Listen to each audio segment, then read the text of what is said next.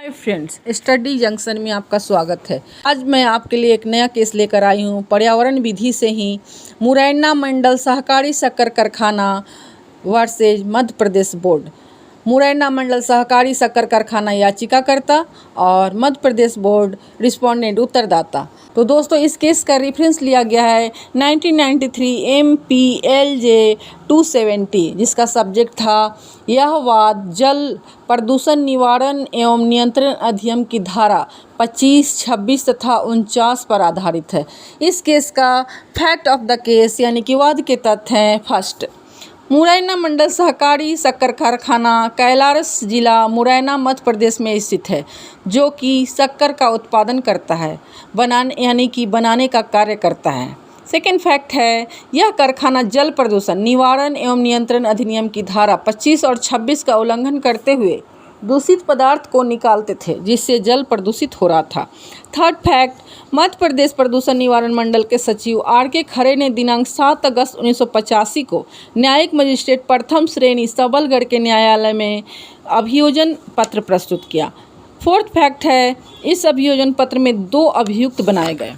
First, Morena मंडल सहकारी शक्कर कारखाना लिमिटेड और दूसरा कारखाने का जनरल मैनेजर तथा इन पर जल प्रदूषण निवारण एवं नियंत्रण अधिनियम की धारा 25 एवं 26 के उल्लंघन का आरोप लगाया गया।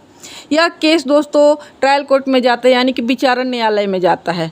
मजिस्ट्रेट ने दिनांक 12 जून 1987 को अभियोग पत्र को इस आधार पर निरस्त किया क्योंकि घटना के समय वर्तमान जनरल मैनेजर उस पद पर नहीं था। इसके बाद यह केस सेशन कोर्ट यानी कि सत्र न्यायालय में जाता है। मध्य प्रदेश बोर्ड ने इस आदेश के विरुद्ध सत्र न्यायालय में पुनरीक्षण याचिका प्रस्तुत की। पुनरीक्षण याचिका मीन रिवीजन याचिका प्रस्तुत की।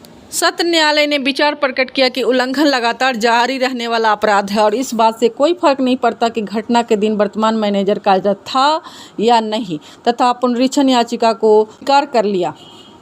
यह केस उसके बाद सेशन कोर्ट से हाई कोर्ट जाता है, यानी कि उच्च न्यायालय जाता है। इस आदेश के विरुद्ध याचिकाकर्ता मुरैना मंडल सहकारी शक्कर कारखाना ने पुनरीक्षण याचिका उच्च न्यायालय के समक्ष प्रस्तुत की।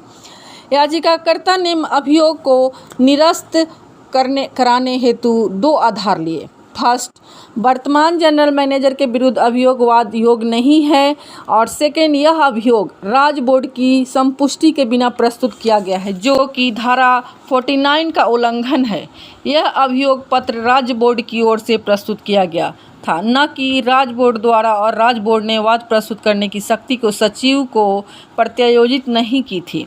धारा 49 यह कहती है कि कोई भी न्यायालय अधिनियम के किसी प्रावधान को उल्लंघन होने की दशा में राज्य बोर्ड या राज्य बोर्ड की संपुष्टि होने पर ही शिकायत का संज्ञान लेगा। अतः न्यायालय का यह मत था कि इस वाद में राज्य बोर्ड की पूर्व संपुष्टि नहीं ली गई थी और सचिव यह वाद प्रस्तुत करने में अक्षम है। अतः सत्र न्यायालय का आदेश निरस्त करने योग्य है और मजिस्ट्रेट के आदेश की पुष्टि की गई।